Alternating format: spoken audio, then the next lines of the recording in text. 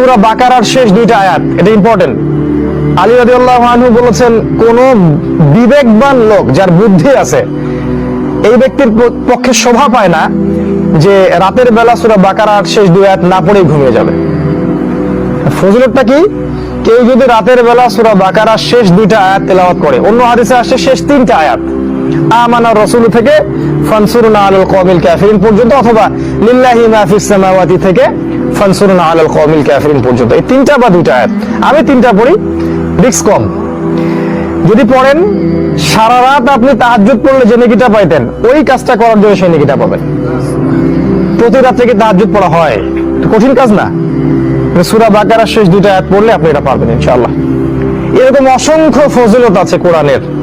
সবচেয়ে বড় কথা, কোরআন আপনাকে সাকিনা দিবে, প্রশান্তি দিবে, টেনশন দূর করবে, আপনার রোগ দূর করে দিবে, আপনার কলিজাকে ঠান্ডা করে দিবে। তার চেয়ে বড় কথা, আল্লাহর সাথে আপনার সম্পর্ক তৈরি হবে। এক সময় দেখবেন কোরআন পড়তে পড়তে আপনার চোখ দিয়ে ধরধর করে পানি পড়ছে, ওই দিন বুঝতে পারবেন যে কোরআন আপনার কলিজা ভেদ করে ঢুকে গেছে। তার আগ পর্যন্ত বুঝতে পারবেন না।